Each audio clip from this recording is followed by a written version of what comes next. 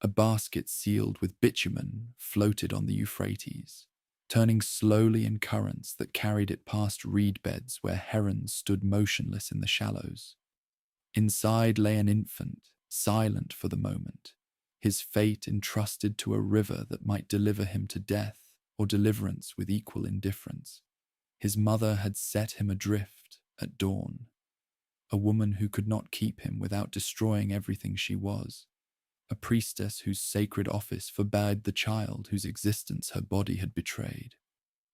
She watched from the bank until the basket disappeared around a bend in the river, then turned back toward the temple and the life that required her son's erasure from it.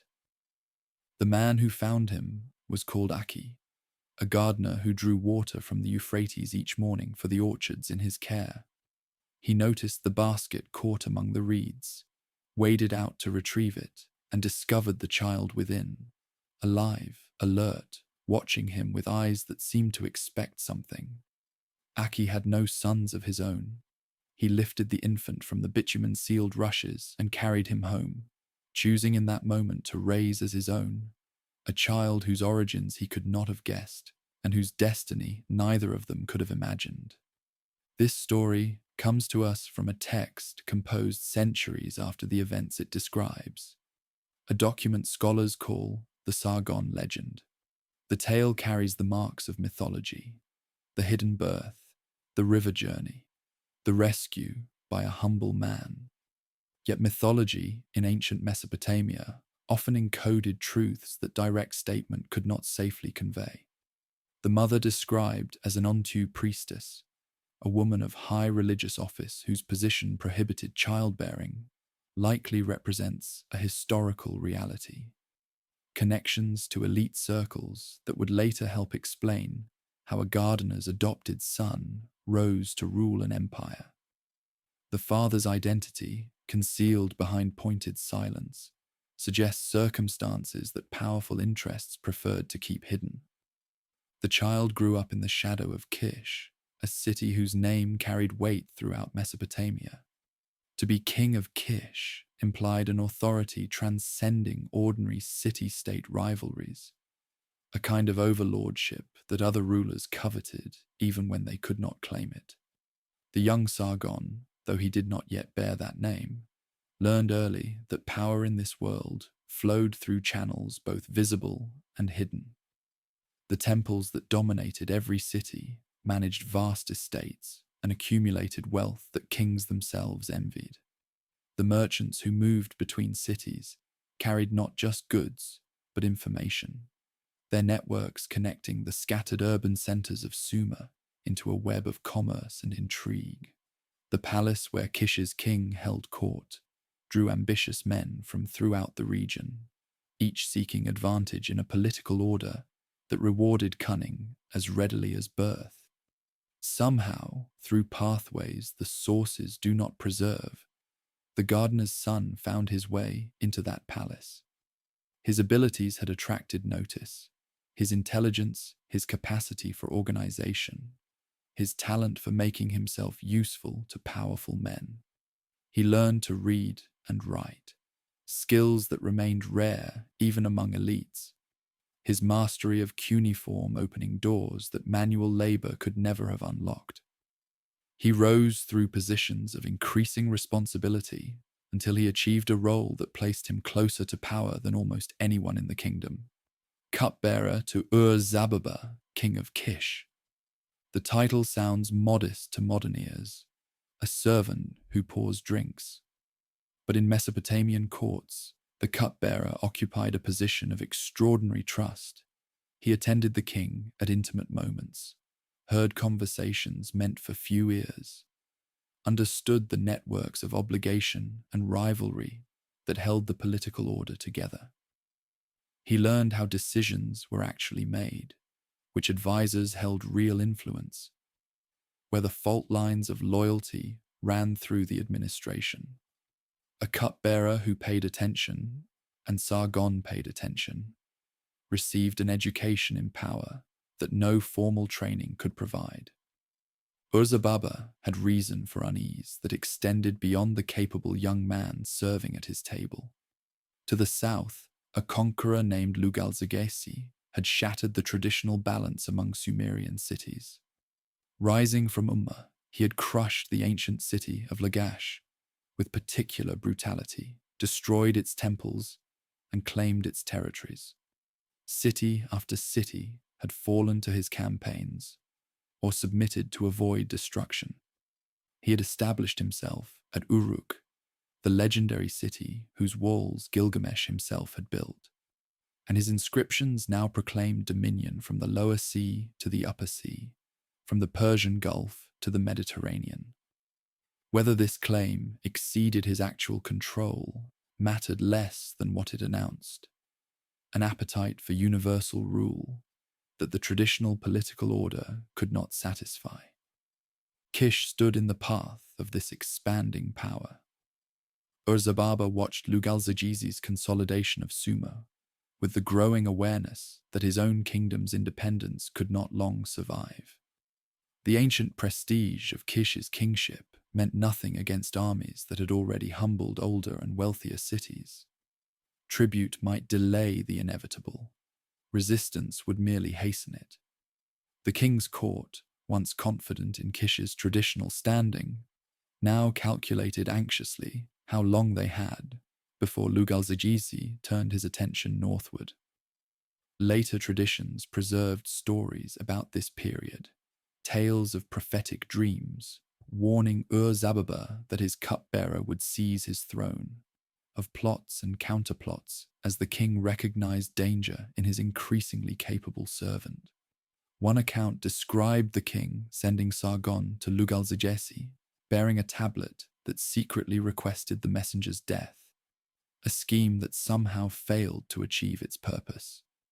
These stories may contain fragments of historical memory, wrapped in legendary elaboration, or they may be inventions designed to explain what followed. What seems certain is simpler. The political situation was deteriorating. Ur-Zababa's position was weakening, and in his household served a man whose ambitions had grown to match his abilities. The crisis arrived when Lugalzagesi moved against Kish. The details of Ur-Zababa's fall have not survived. Whether he died in battle, fled before the advancing forces, or fell to internal rivals who saw opportunity in the chaos, the records do not say. What emerged from the collapse was not what anyone had anticipated. The cupbearer who had learned statecraft in the king's household, who had watched power operate from closer than almost anyone, who had spent years understanding exactly how the political order could be broken and remade. This man gathered forces loyal to himself and seized control of what remained. He took a new name to mark his transformation: Sharukin, the legitimate king, or the true king. The name itself revealed everything about the circumstances of his rise. A prince born to the throne would never need to proclaim his legitimacy so insistently. Only a man whose claim rested on something other than bloodline would choose a name that answered the question everyone was asking. The gardener's adopted son, the cupbearer who had served another man's table, was announcing that he ruled by right despite what his origins might suggest. But Sargon understood that a name alone would not secure what he had seized. Lugalzagesi still dominated Sumer, his power unbroken, his forces vastly exceeding anything Kish's new ruler could immediately command. The cities of the south had submitted to the conqueror from Ummah. They would not transfer their allegiance to an upstart from the north, merely because he had taken a throne name and gathered some soldiers. If Sargon hoped to survive, let alone to achieve the ambitions that were already forming in his mind, he would need to do what no one expected possible. He would need to defeat the most powerful ruler Mesopotamia had ever known, the man who had floated down the Euphrates in a basket of rushes, who had been raised in a gardener's household, who had risen through service and intelligence to a position where he could observe power from within its innermost workings. This man now prepared to gamble everything on a confrontation that conventional wisdom said he could not win. The empire that would reshape the ancient world existed only in his intentions, its reality depending entirely on battles not yet fought and victories not yet achieved. Sargon looked south toward Uruk, where Lugal-Zaggisi sat secure in his conquests, and began planning the campaign that would determine whether his throne name would become truth or mockery. The river that had carried him to Aki's care still flowed past the cities he intended to rule. Soon enough, it would witness whether the child it had once borne to safety had grown into a man capable of conquering the world. Sargon did not march south immediately. The forces he commanded after seizing Kish were insufficient for a direct confrontation with Lugal-Zaggisi's battle-hardened armies, and he understood that premature action would end his reign before it truly began. Instead, he turned his attention to consolidation, securing the loyalty of Kish's surviving military units, reaching accommodations with temple establishments whose support no ruler could afford to lose, and building the administrative framework that would allow him to extract resources from the territories he controlled. The months following his seizure of power were spent preparing for a war that would determine everything. He also made a decision that would prove as consequential as any battle he would ever fight. Rather than ruling from Kish, with its ancient associations and its entrenched interests, Sargon established a new capital at a place called Akkad. The location of this city has never been recovered. Despite centuries of archaeological investigation, Akkad remains lost, its ruins buried somewhere in the alluvial plain of central Mesopotamia. But its significance in Sargon's strategy is clear. A new capital meant a fresh start, a center of power free from the obligations and expectations that older cities carried. The men who rose to prominence in Akkad would owe their positions entirely to Sargon, their loyalty uncomplicated by prior allegiances to institutions or families that might have competing claims on their service. The name itself, Akkad, would come to define not just a city, but a people, a language, and an era. The Akkadian tongue that Sargon and his followers spoke belonged to a different linguistic family than the Sumerian that dominated the southern cities. Where Sumerian connected to no other known language, Akkadian was Semitic, related to languages spoken across a vast arc from Mesopotamia, through the Levant and into Arabia.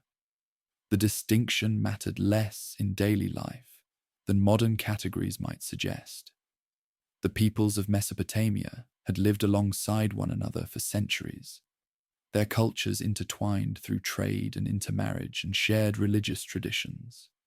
But Sargon's rise marked a shift in which group held supreme political power, and the city he founded announced that shift in its very name. The army that Sargon assembled at Akkad reflected innovations that would help explain his subsequent victories. Later traditions credited him with maintaining a standing force of 5,400 soldiers who ate bread before him daily.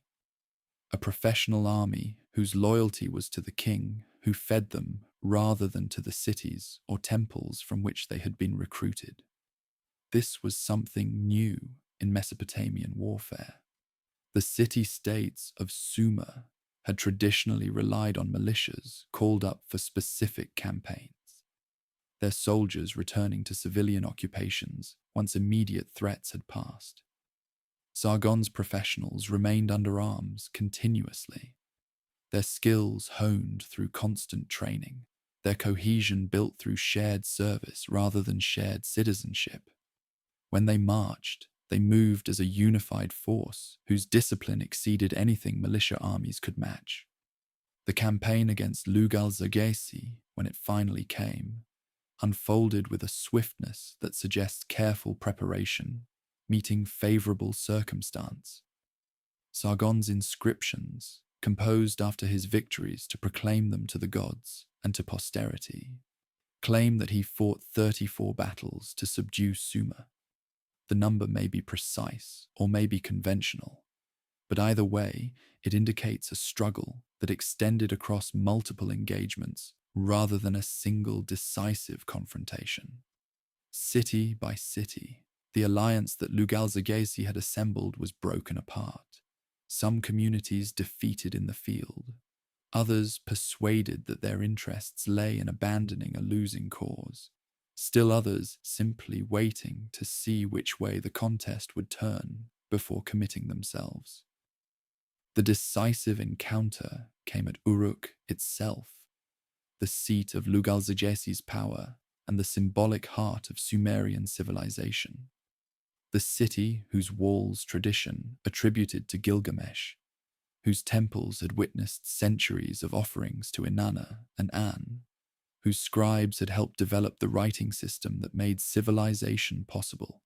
This city now witnessed the humiliation of the man who had claimed to rule from sea to sea. Sargon's forces prevailed, and Lugalzagesi himself fell into the victor's hands. What followed demonstrated that Sargon understood the uses of spectacle as clearly as he understood the uses of force. Lugalzagesi was not simply executed or imprisoned.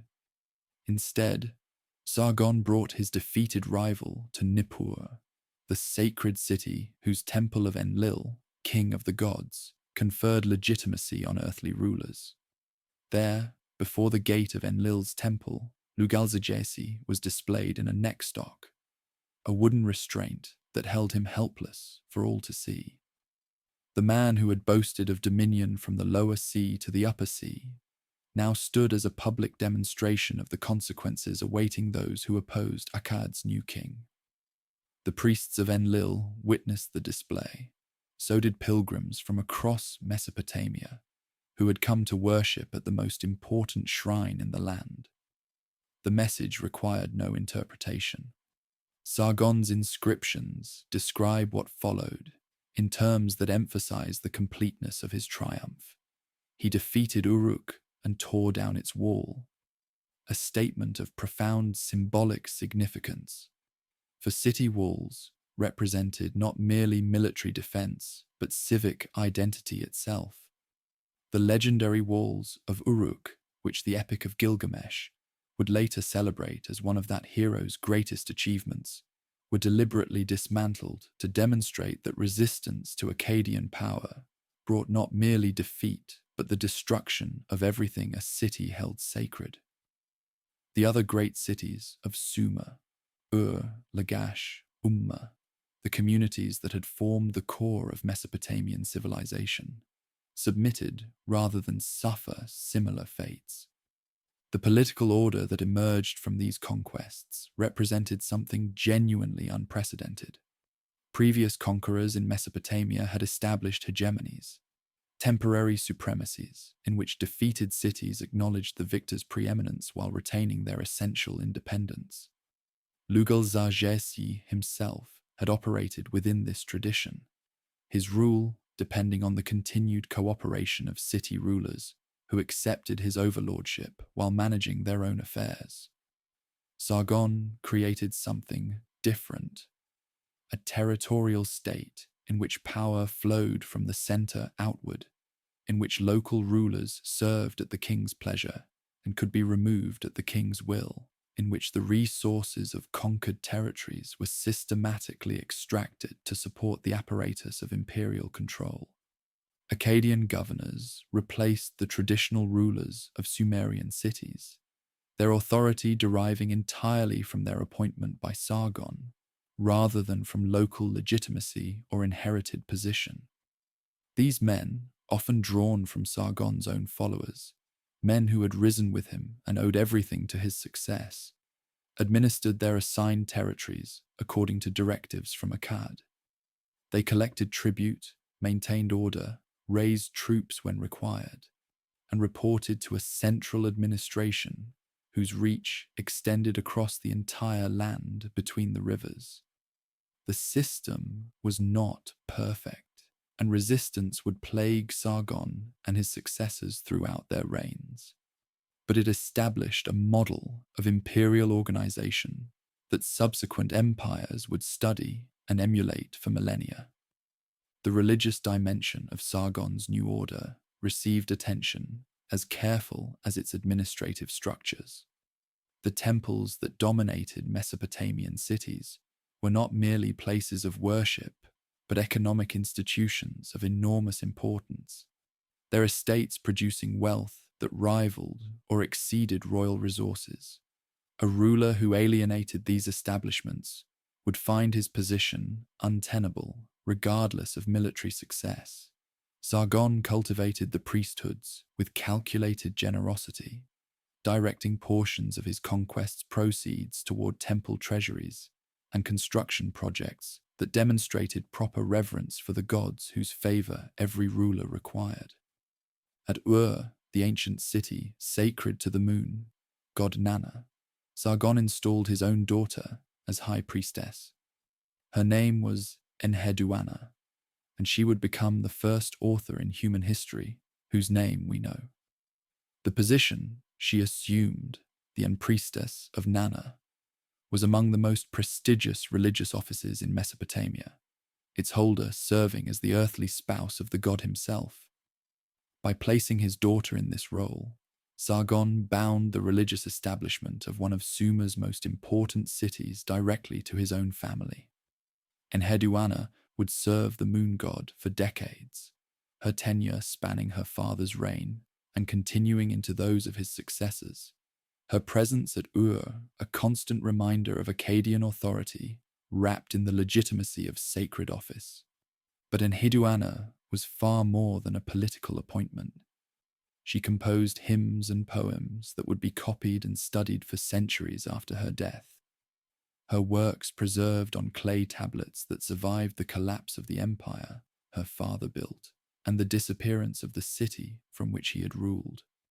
Her hymns to Inanna, the goddess of love and war, rank among the masterpieces of ancient literature, passionate, complex compositions that reveal a mind of extraordinary sophistication, grappling with questions of divine power and human devotion. She wrote of herself, of her struggles and her triumphs, with a self-awareness that makes her voice recognizable across 4,000 years. The world's first empire had produced the world's first known author, and she was the conqueror's daughter. The transformation Sargon had achieved in barely a decade defied everything the political experience of Mesopotamia had suggested was possible. A man of obscure origins, probably a usurper who had seized power in a moment of crisis, had not merely survived, but had conquered the oldest civilization on Earth.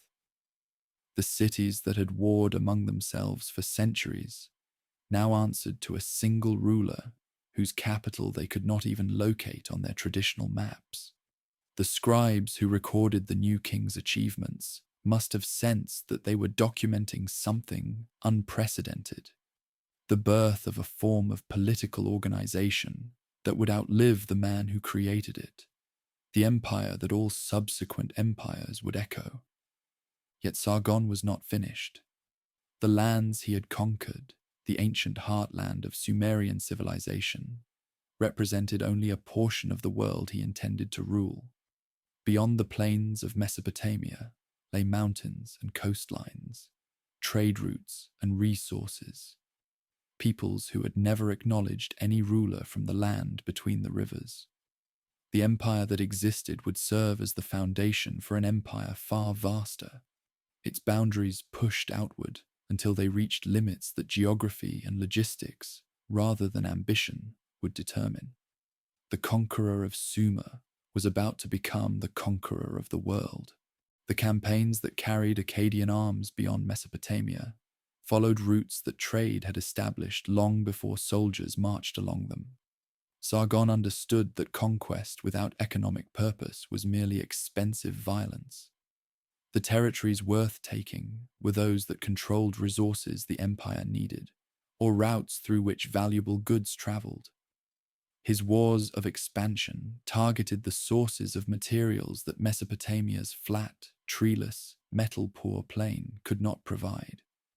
The timber of mountain forests, the metals of highland mines, the luxury goods that flowed through ports and caravan stations from lands even more distant. To the east lay Elam, a civilization as old as Sumer itself, its cities clustered in the foothills and valleys, where the Zagros Mountains descended toward the Mesopotamian plain. The Elamites had maintained their independence through all the centuries of Sumerian city-state rivalry, their mountain terrain providing natural defenses that lowland armies found difficult to overcome. Their capital at Susa controlled trade routes connecting Mesopotamia to the Iranian plateau, and beyond that to sources of tin and lapis lazuli that craftsmen throughout the ancient world prized. Sargon's inscriptions claim that he defeated Elam and washed his weapons in the sea, probably the Persian Gulf, reached by marching through Elamite territory to the coastline beyond. The phrase about washing weapons would recur throughout Sargon's commemorations of conquest, its ritualistic quality suggesting meanings beyond simple description. To wash one's weapons in a body of water was to claim dominion over the lands through which one had passed to reach it, to announce that resistance had been overcome, and that the cleansing of battle's pollution could proceed in waters that now belonged to the victor. When Sargon later claimed to have washed his weapons in both the Lower Sea and the Upper Sea, the Persian Gulf and the Mediterranean, he was asserting control over territories stretching across the entire breadth of the known world.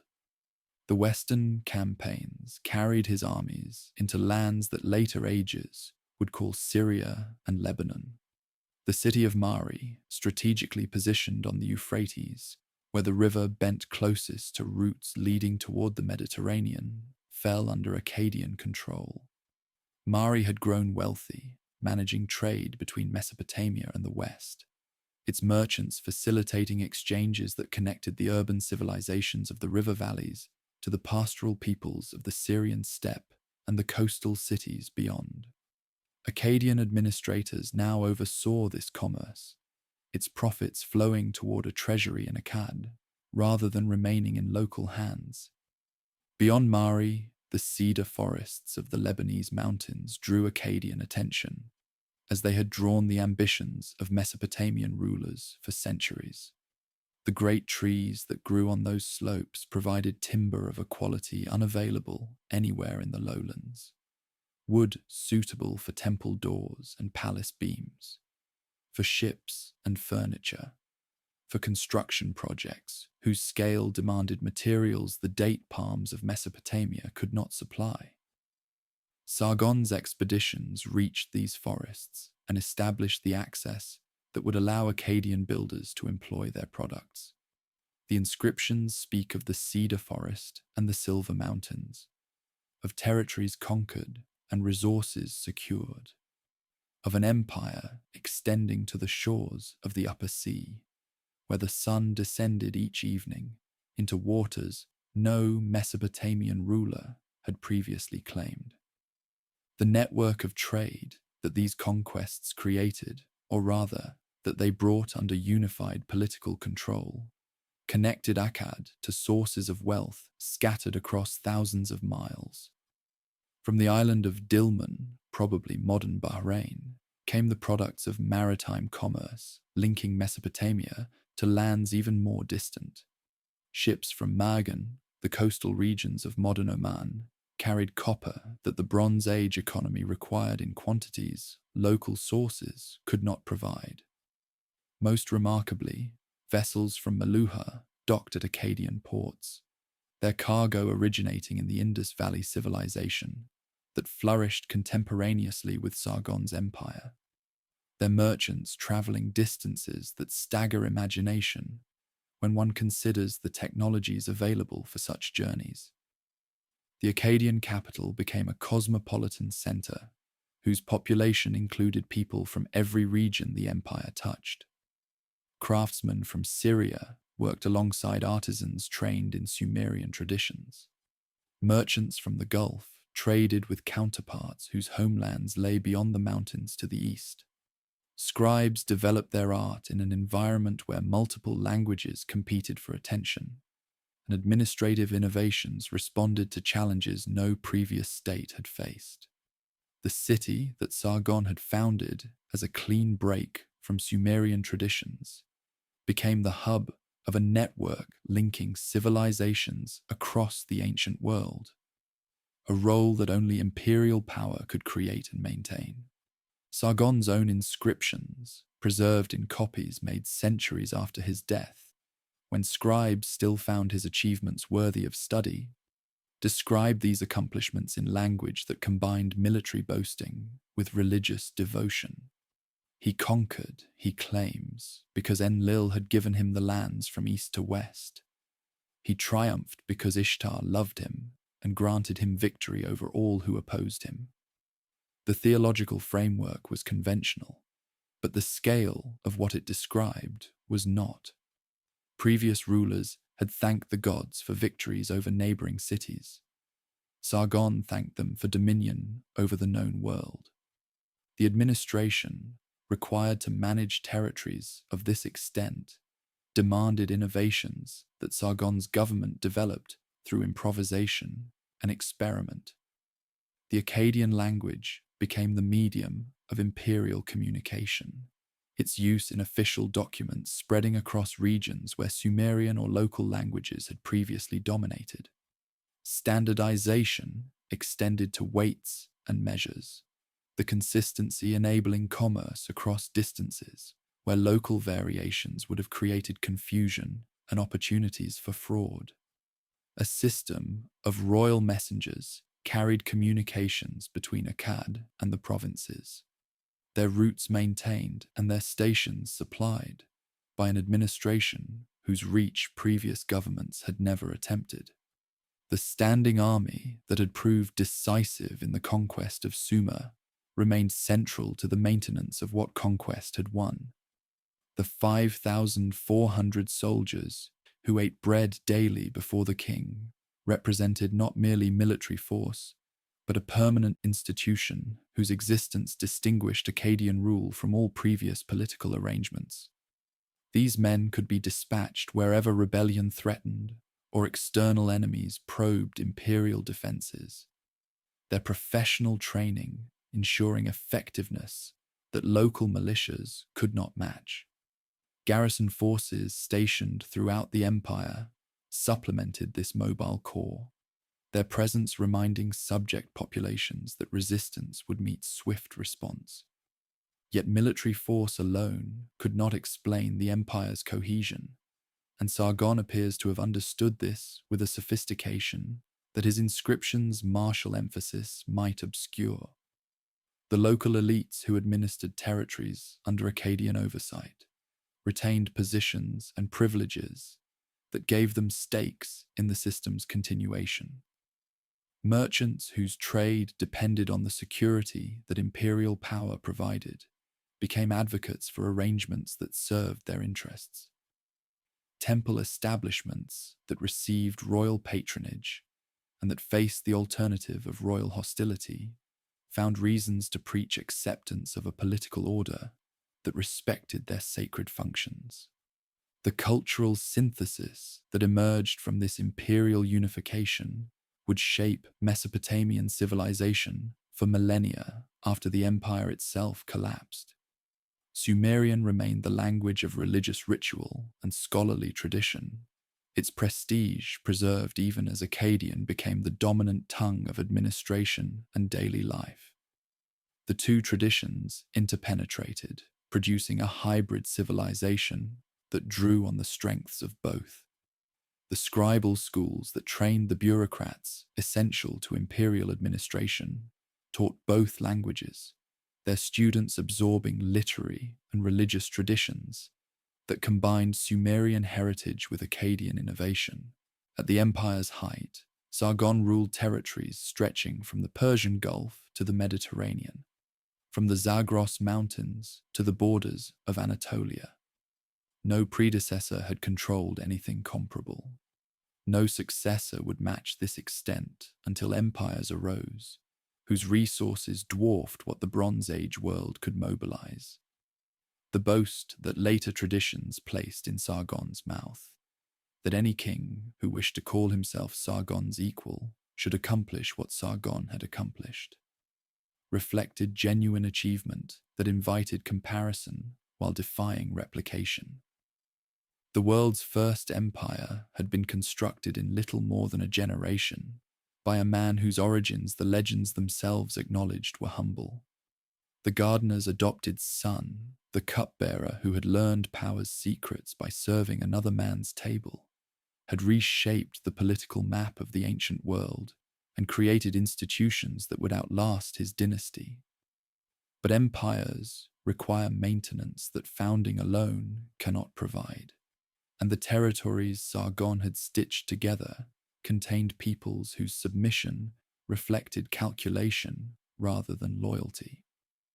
The test of what he had built would come not in the conquests that created it, but in the challenges that followed, the rebellions, the administrative burdens, the pressures that accumulate when ambition outpaces the capacity to sustain what ambition has achieved. The man who had achieved the impossible now faced the task of making the impossible routine. The rebellions began before the conquests had even finished. Subject peoples who had submitted when Akkadian armies stood before their walls recalculated their options when those armies marched elsewhere. Cities that had accepted governors imposed from Akkad discovered grievances that submission had only suppressed, not eliminated. The empire that Sargon had built through decades of relentless campaigning required constant attention to prevent what he had assembled from fragmenting along the fault lines that underlay its apparent unity.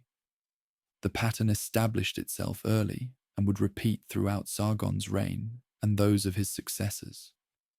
A region would rebel, sometimes a single city, sometimes a coordinated uprising across multiple territories. Sargon would march against the rebels with the professional army whose existence made such responses possible. The rebellion would be crushed, its leaders killed or captured, its populations subjected to punishments calibrated to discourage repetition. Peace would return, taxes would flow, and the administration would resume its functions. Then, months or years later, the cycle would begin again somewhere else. The Sumerian cities proved particularly resistant to permanent pacification. The ancient urban centers whose conquest had established Sargon's empire never fully accepted their subordination to a ruler whose origins lay outside their traditions and whose capital they regarded as an upstart foundation. Ur and Uruk, Lagash and Ummah, Nippur and Eridu, these cities had histories stretching back millennia before Akkad existed. Their priests maintained cults whose antiquity conferred prestige that no military victory could simply erase. Their populations remembered independence as the natural order of things, Akkadian rule as an aberration that sufficient determination might eventually correct. One inscription preserves a moment that encapsulates the precariousness underlying Sargon's achievements.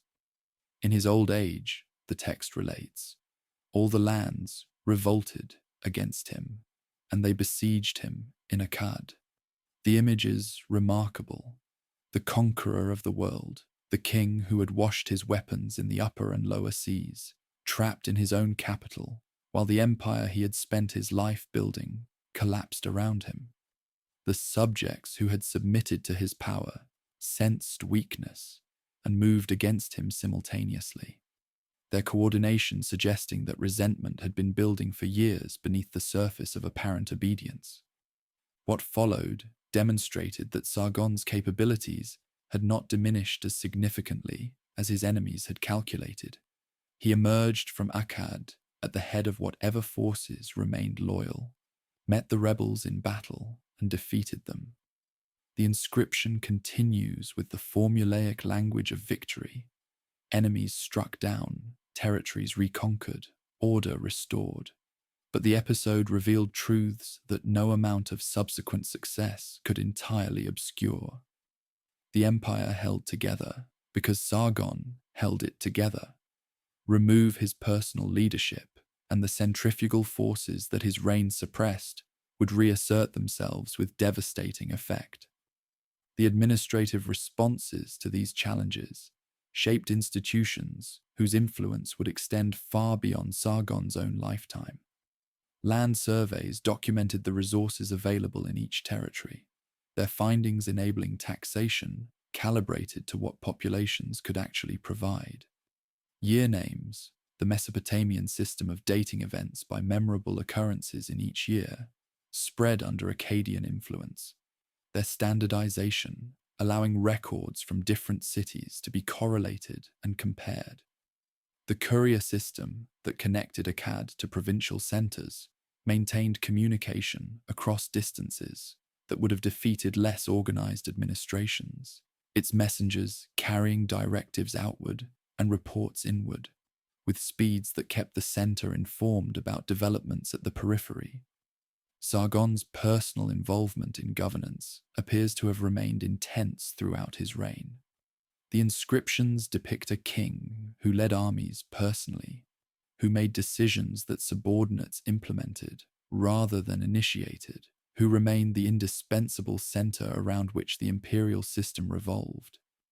This was both strength and weakness. Strength because his proven capabilities commanded respect that purely institutional authority could not have generated. Weakness because it meant the system depended on qualities that could not be transferred to successors who had not earned comparable reputations. The maintenance of the empire's physical infrastructure consumed resources whose scale matched the territories they served. Irrigation systems required constant attention. Canals silted up, channels shifted. The engineering that directed the river's waters toward agricultural land needed repair and extension as populations grew and cultivation expanded. Roads connecting cities to one another and to Akkad itself demanded maintenance that previous political arrangements had not attempted, their condition affecting the speed with which armies could respond to threats and the efficiency with which trade could move goods between markets.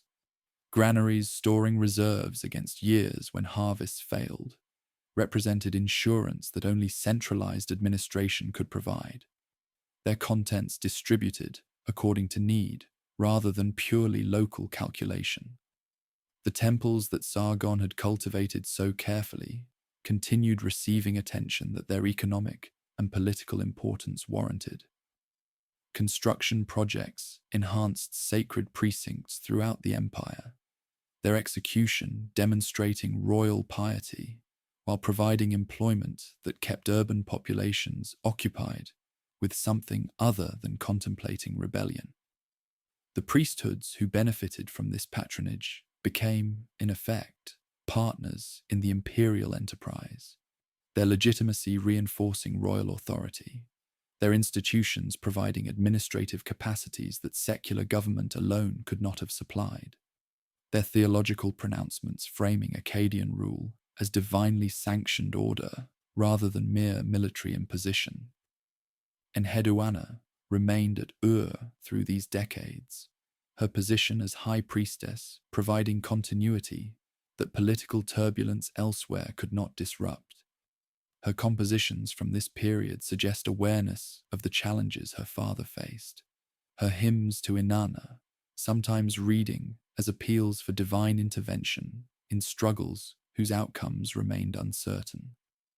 One text describes her own temporary expulsion from her position during a rebellion, her restoration following the rebellion's suppression serving as a small-scale demonstration of the pattern that characterized the empire as a whole: challenge, response, restoration, and the resumption of an order that crisis had interrupted but not destroyed.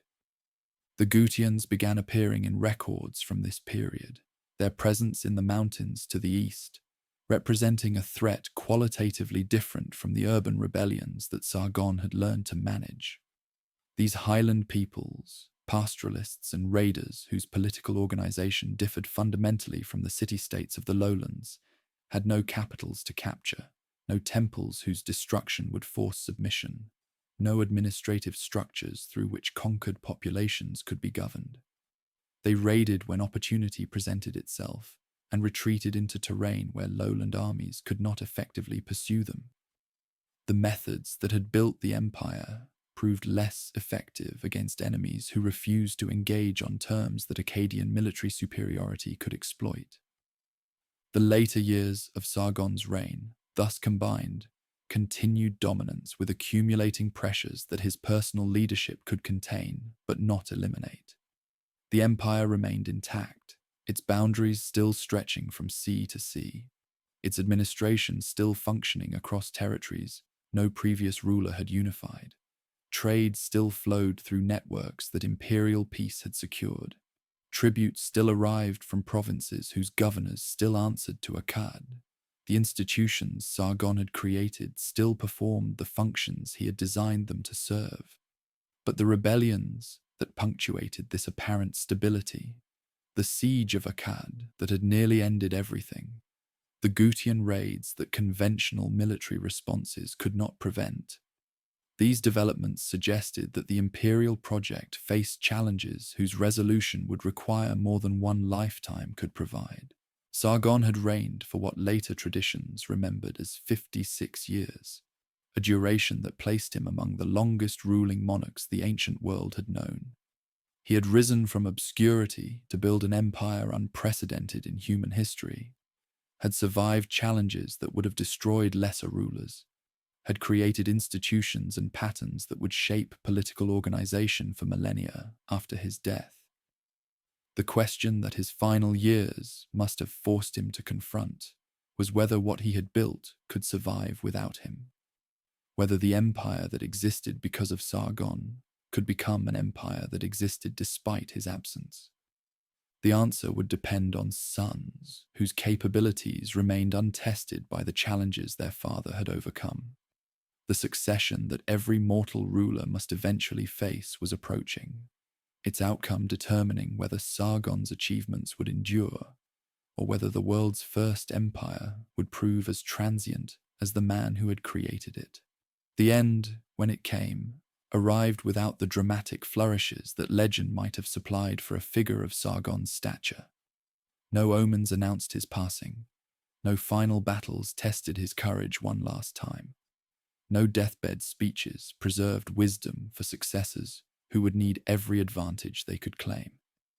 The sources simply note that Sargon died, his reign concluding after more than 5 decades during which he had transformed the political landscape of the ancient world.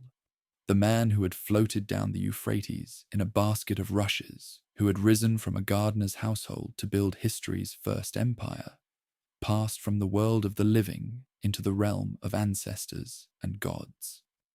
The funeral rites accorded to so powerful a ruler would have mobilized the religious establishments of the empire he had created. Priests whose temples he had patronized performed ceremonies whose forms drew on traditions stretching back to Sumer's earliest periods.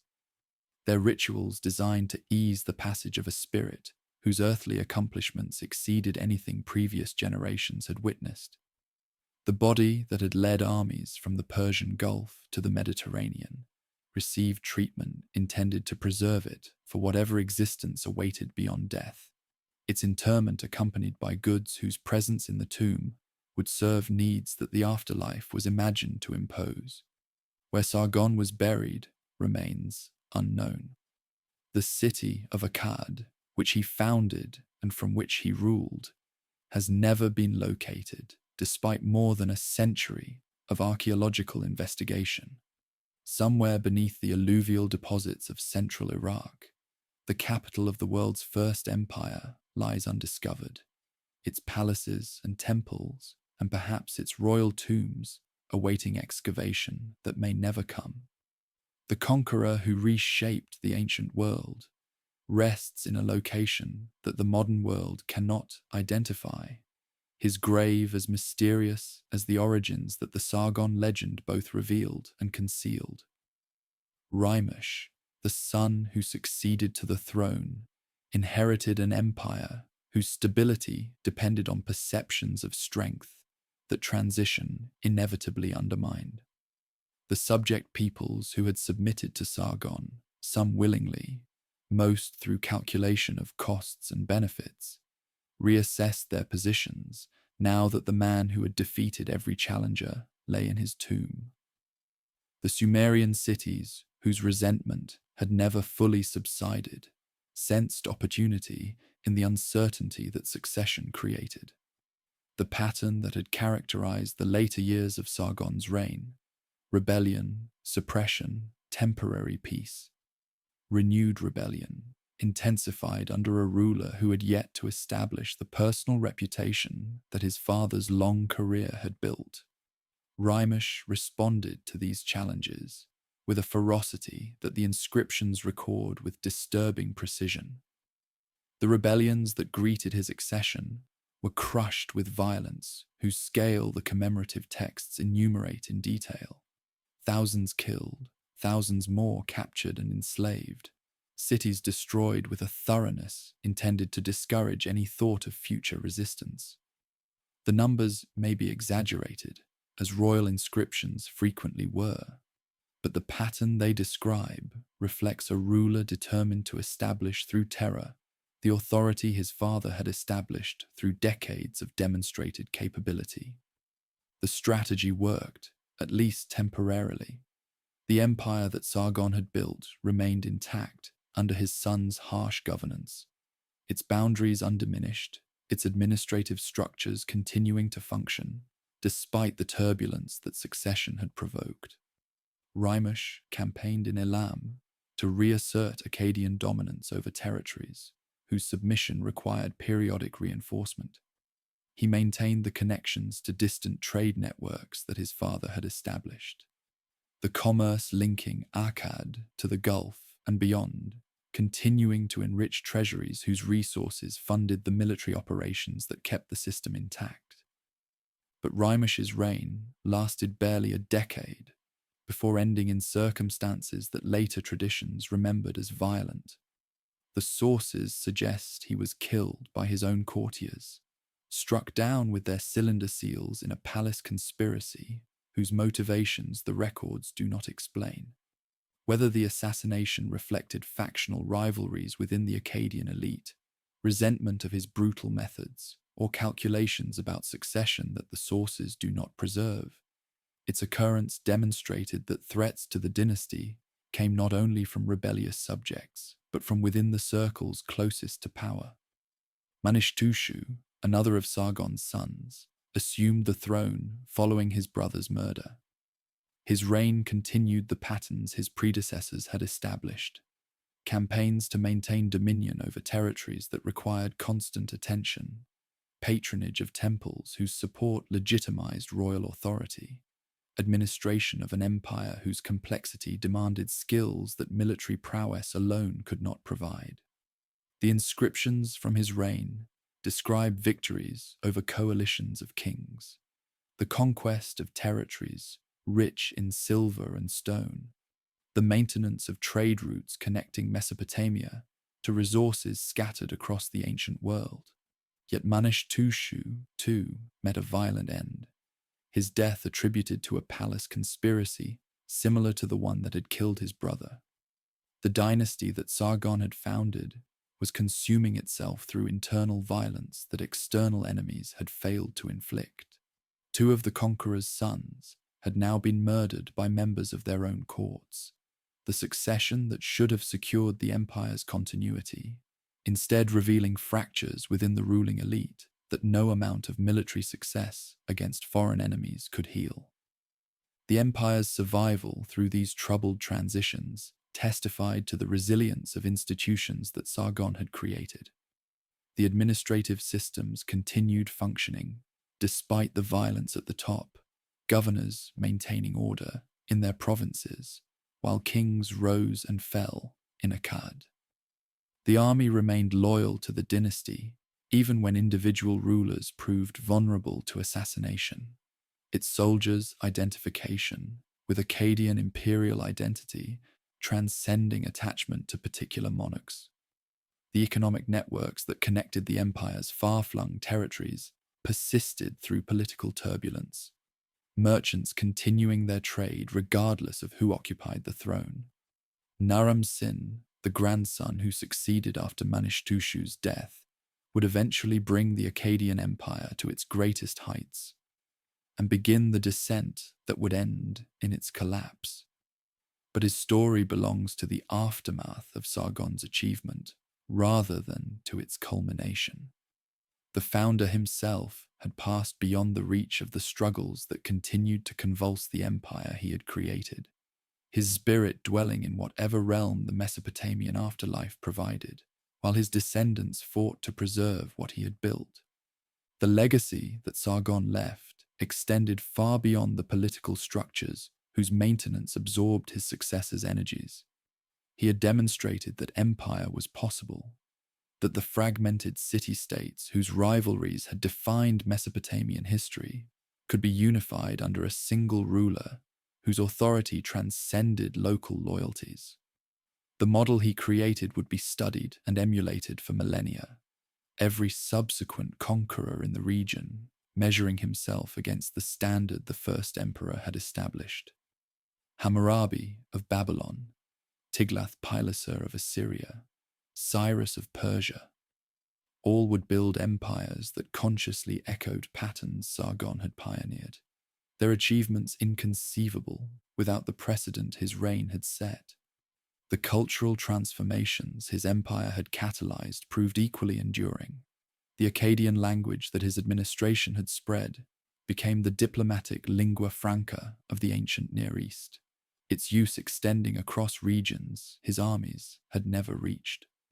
The scribal traditions that had developed to serve imperial administration preserved and transmitted knowledge across generations that extended far beyond the dynasty's collapse.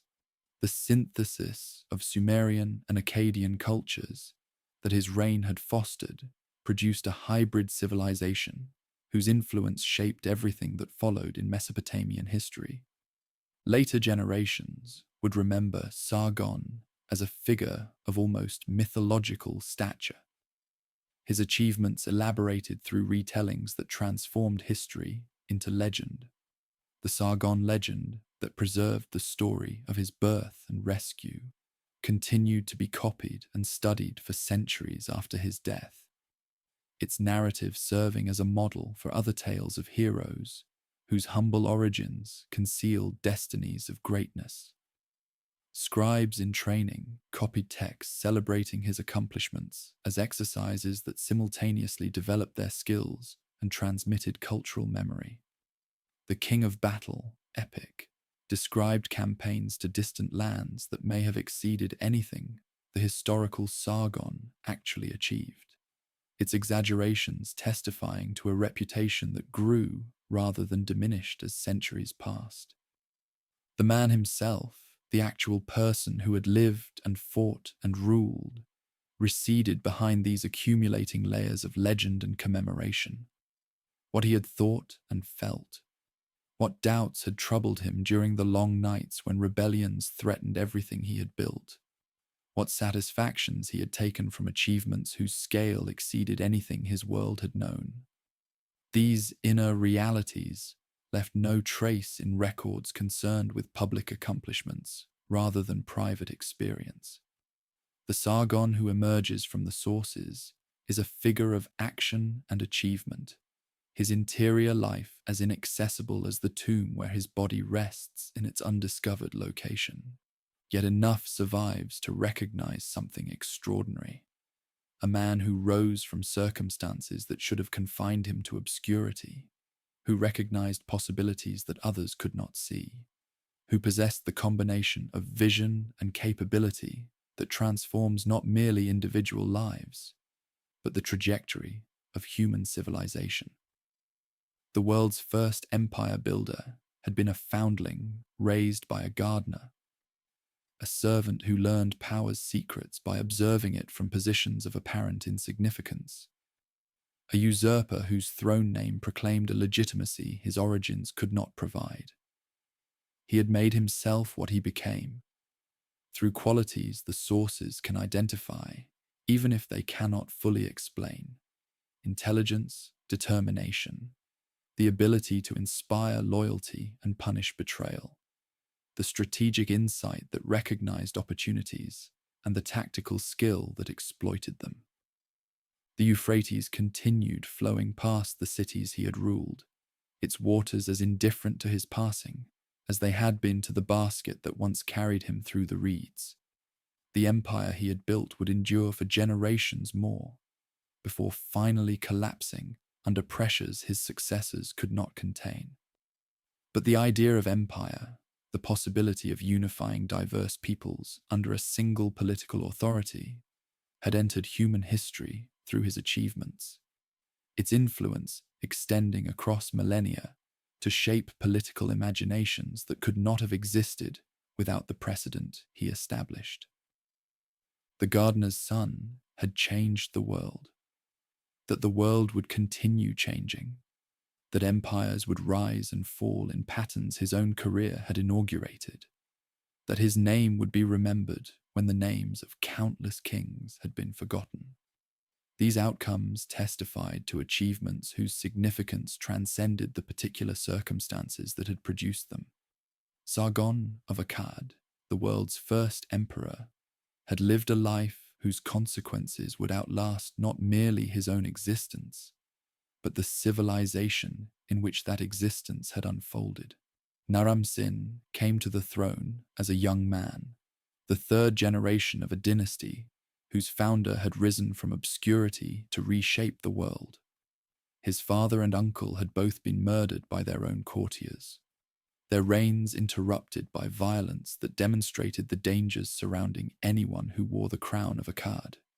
The empire they had inherited from Sargon remained intact but troubled, its subject peoples requiring constant military attention, its ruling elite capable of turning against monarchs who failed to maintain the balance of fear and favor that kept ambitious men loyal. The new king would reign for 37 years, a duration exceeded only by his grandfather's legendary 56. In that time, he would carry the Akkadian Empire to heights Sargon himself had not achieved, extending its boundaries, elaborating its ideology, and transforming the very nature of Mesopotamian kingship. He would also set in motion processes that would ultimately destroy everything his dynasty had built, though whether through his own failures or through circumstances beyond any ruler's control, the sources do not permit confident determination. The rebellions that had greeted every previous succession repeated themselves when Naram-Sin assumed power. The pattern had become predictable. Subject peoples testing whether a new ruler possessed the capability to enforce the submission his predecessors had imposed. The young king's response established his reputation with a decisiveness that his father and uncle had achieved only through extended campaigns of brutal suppression. He crushed the rebellions systematically, his victories commemorated in inscriptions whose confident tone announced that a ruler of exceptional ability now held the throne. One campaign in particular demonstrated both his military capabilities and his willingness to claim honors that previous kings had not presumed to take. A coalition of rebellious kings, the inscriptions name 9 of them, ruling cities scattered across the empire, had coordinated their resistance in a challenge more formidable than any single rebellion could have posed. Naram-Sin defeated them all, his victory so complete that he commemorated it with a monument whose artistic achievement matched its political significance. The victory stele of Naram-Sin, now housed in the Louvre, depicts the king ascending a mountain at the head of his troops, his figure larger than those around him, his horned helmet marking him with symbols previously reserved for gods alone. That horned helmet represented a transformation in royal ideology, whose implications extended far beyond artistic convention. Naram-Sin became the first Mesopotamian king to declare himself divine during his own lifetime. His name preceded in inscriptions by the determinative sign that indicated divinity. Previous rulers had claimed special relationships with the gods. Sargon himself had attributed his victories to divine favor, but none had claimed to be gods themselves while still living. Naram-Sin's self-deification announced that the Akkadian dynasty had transcended the categories that had previously defined the relationship between human rulers and divine powers. The title he assumed reflected this elevated status, King of the Four Quarters, a claim to universal dominion that exceeded anything his predecessors had asserted. The Four Quarters encompassed the entire world as Mesopotamian geography understood it, north and south, east and west, the totality of lands that human habitation occupied. To rule the Four Quarters was to rule everything, to stand as the earthly counterpart to the gods who ruled the cosmos. The ambition that Sargon had demonstrated through conquest, Naram-Sin expressed through theology, his claims to authority operating simultaneously in military, political, and religious registers. The campaigns that supported these claims carried Akkadian arms to regions his grandfather had reached and beyond. In the north, Naram-Sin penetrated deep into Anatolia, defeating the king of a powerful state and establishing Akkadian influence in territories where no Mesopotamian ruler had previously exercised authority. In the east, campaigns against the Lulubai people of the Zagros Mountains extended control over highland populations whose submission previous generations had not secured. The victory stele commemorated one of these mountain campaigns, its imagery of the king climbing toward the heavens, with his enemies falling before him, serving as visual theology for the divine status its subject claimed. The building programs that accompanied these military achievements transformed sacred precincts throughout the empire.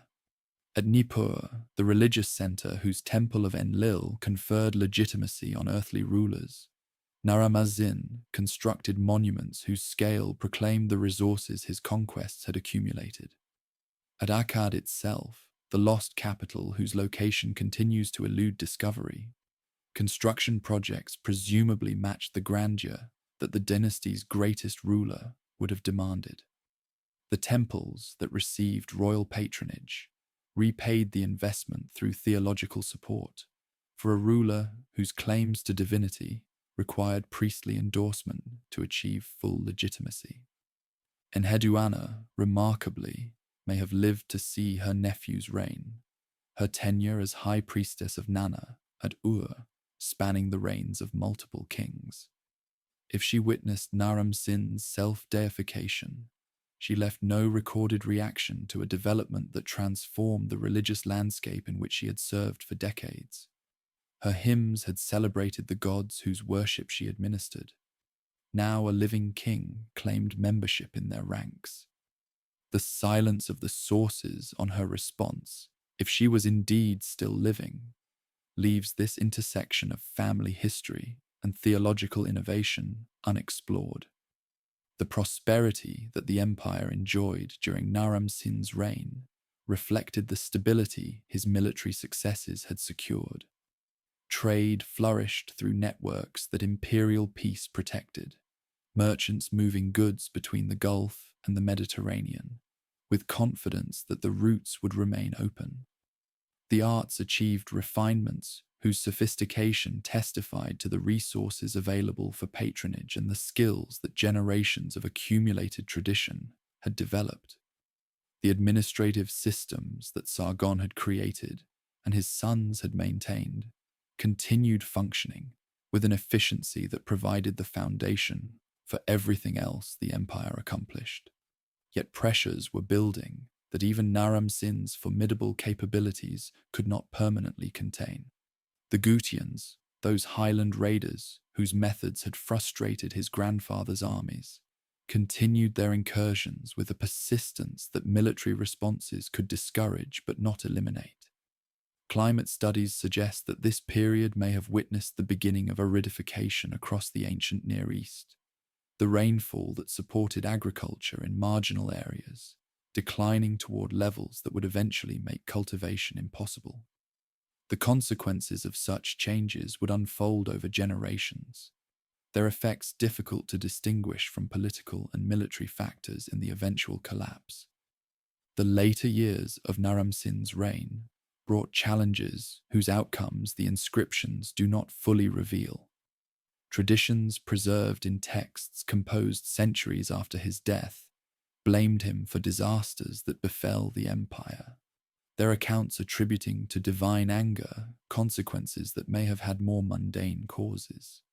The Curse of Akkad, a literary composition from the subsequent Ur-III period, described Naram-Sin offending Enlil by sacking his temple at Nippur, an act that provoked the god to summon the Gutians as instruments of punishment.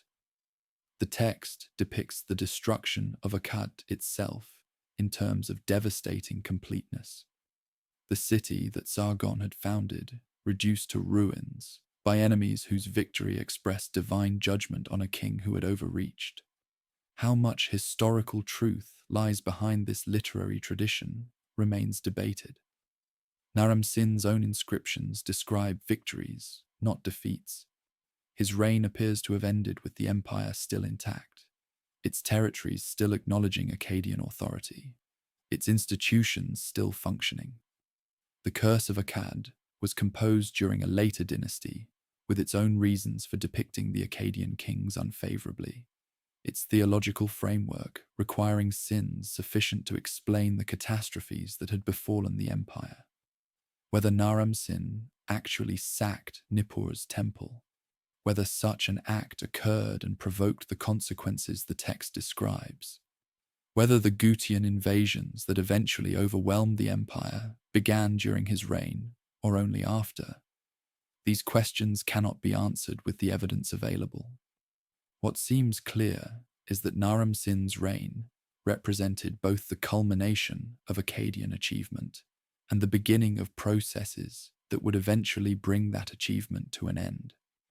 The empire he ruled was larger, wealthier, and more elaborately administered than any previous political structure in human history. The ideology he promoted elevated kingship to heights his predecessors had not claimed, its theological ambitions matching the territorial scope of his dominion. The arts and architecture his patronage supported achieved sophistication that subsequent periods would struggle to match. By any measure applicable to ancient empires, his reign marked a peak whose elevation made the subsequent descent all the more precipitous. The king who had declared himself divine proved as mortal as any of his subjects. Naram-Sin died around 2218 BC, his reign concluding after nearly 4 decades of rule that had transformed the empire his grandfather founded. The succession passed to his son, Shar-Kali-Shari, whose name, King of all kings, maintained the grandiose claims his father had established. But the pressures that had been building throughout Naram-Sin's reign would intensify under his successor, the empire's decline accelerating toward a collapse that the dynasty's greatest ruler had postponed but could not prevent. Shar-Kali-Shari inherited an empire that had begun to crack beneath the weight of pressures his father's strength had temporarily contained. The Gutian incursions that had troubled previous reigns intensified, the Highland raiders descending from the Zagros with increasing frequency and force.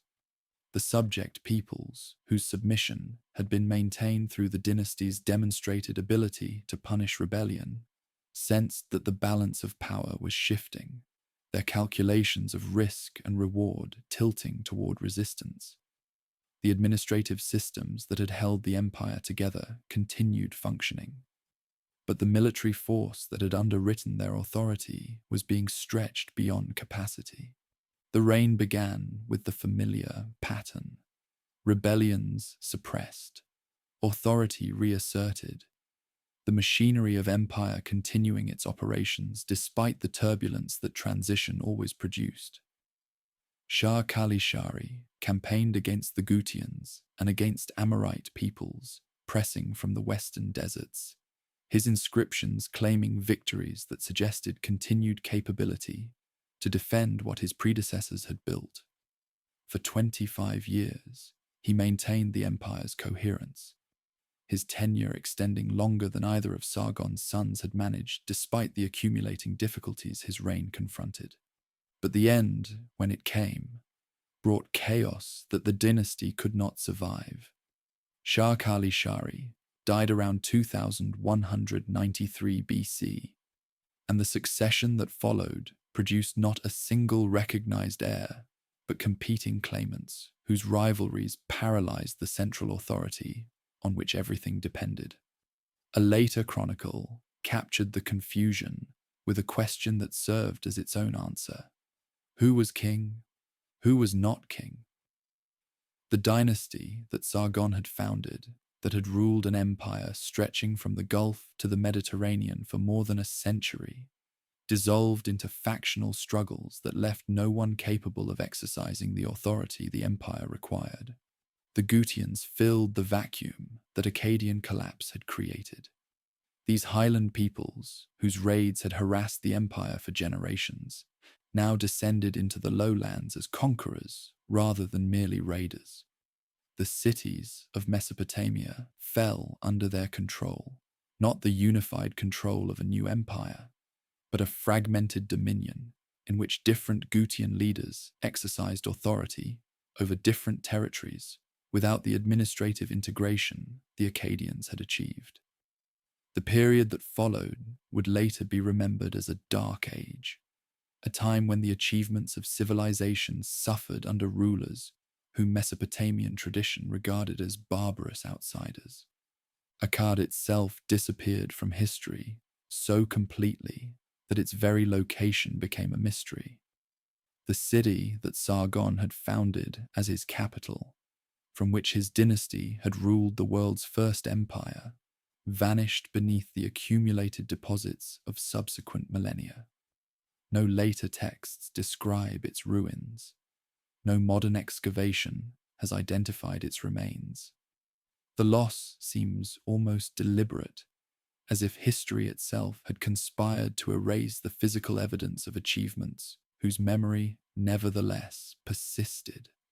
Somewhere in central Iraq, beneath agricultural fields, or desert sands, or the sprawl of modern development, the palaces and temples and tombs of the Akkadian kings await a discovery that may never come. The Gutian period lasted approximately a century before Mesopotamian rulers reasserted control over their own lands. Ur-Nammu, founder of the third dynasty of Ur, established a new empire around 2112 BC. A Sumerian renaissance that consciously looked back to traditions the Akkadian interlude had interrupted, while also preserving elements the Akkadians had introduced. The administrative techniques that Sargon and his successors had developed influenced Ur-III governance. The Akkadian language that imperial administration had spread continued its use alongside revived Sumerian. The empire that replaced Gutian fragmentation owed debts to Akkadian precedents, even when its ideology emphasized Sumerian restoration. The memory of Sargon and his dynasty persisted through these transformations and through the centuries that followed. Scribal schools included texts about the Akkadian kings in curricula that trained generations of bureaucrats and scholars, their students copying accounts of Sargon's conquests as exercises that simultaneously developed writing skills and transmitted historical memory. The Sargon legend continued circulating, its story of the foundling who became emperor, providing a narrative template that later cultures would adapt for their own heroes. The King of Battle and other literary compositions elaborated achievements that may have exceeded historical reality, but that testified to a reputation whose growth the passage of time could not diminish. Later, Mesopotamian kings invoked Sargon's name as a standard against which their own accomplishments could be measured, and as a model their own ambitions sought to recreate. Hammurabi of Babylon, whose law code would become one of ancient history's most famous documents, built an empire whose scope recalled Akkadian precedents, even if its administrative methods differed. The Assyrian kings, who would eventually create the largest empire the ancient Near East had known, explicitly identified themselves as heirs to Akkadian traditions, their inscriptions claiming continuity with rulers whose achievements they sought to surpass. Sargon II of Assyria, who reigned in the 8th century BC, more than 1,500 years after his namesake's death, took his throne name as deliberate homage to the first emperor, his choice announcing intentions that Akkadian memory made comprehensible. The cultural influence that radiated from Sargon's achievements extended beyond political emulation to shape fundamental aspects of how subsequent civilizations understood power and its possibilities. The concept of universal empire, of a single ruler exercising authority over all peoples and territories, entered human political imagination through what the Akkadians had accomplished. Every subsequent empire in the region defined itself in relation to this precedent, whether claiming to continue it, surpass it, or restore it after periods of fragmentation. The very idea that such unity was possible, that the natural condition of competing city-states could be transcended through conquest and administration, derived from the demonstration that Sargon had provided. The artistic achievements of the Akkadian period similarly influenced everything that followed. The victory stele of Naram-Sin established conventions for depicting royal triumph that later cultures would adapt and elaborate. The bronze head discovered at Nineveh, possibly depicting Sargon himself, possibly Naram-Sin, its identity as uncertain as so much else about this period, displays a sophistication of technique and an idealization of royal features that set standards for portraiture across subsequent centuries. The cylinder seals produced by Akkadian craftsmen achieved a refinement that collectors and scholars still admire, their miniature scenes demonstrating artistic capabilities whose influence extended far beyond the empire's boundaries. 4,000 years have passed since Sargon pulled himself from obscurity to reshape the ancient world, and still his name carries meaning that most of his contemporaries' names have lost. The kings he defeated, the cities he conquered, the rivals whose ambitions his victories frustrated, most have faded into the footnotes of specialized scholarship, their existence known only to experts whose research recovers fragments of lives otherwise lost. Sargon endures in a different way, his story retold not merely by scholars, but by anyone interested in how human civilization developed, how political organization evolved, how individuals of extraordinary capability can transform the circumstances into which they are born. The basket that floated on the Euphrates carried more than an abandoned infant. It carried possibilities that would take a lifetime to unfold and millennia to fully appreciate. The river that received that basket still flows through Iraq, its waters still sustaining agriculture in regions where farming has continued since before Sargon's birth. The cities he conquered have left ruins that archaeologists study and tourists visit, their remains testifying to the civilization whose political unification Sargon achieved. The clay tablets on which scribes recorded his deeds have survived in museums scattered across the modern world, their cuneiform signs still legible to scholars who can read the languages that empires dead for millennia once spoke. The mystery of Akkad's location serves as a fitting emblem for a life whose origins were themselves mysterious. The man whose birth was hidden, whose father went unnamed, whose rise from gardener's household to imperial throne defied every expectation his society would have had for someone of his apparent station. This man founded a capital that history itself has hidden, its location as unknown as the circumstances that produced the infant set adrift on the river. The parallel may be coincidental, but it captures something true about how Sargon exists in historical memory. As a figure whose significance is certain, but whose particulars remain elusive, whose achievements are documented, but whose personality is inaccessible, whose impact is undeniable, but whose tomb has never been found.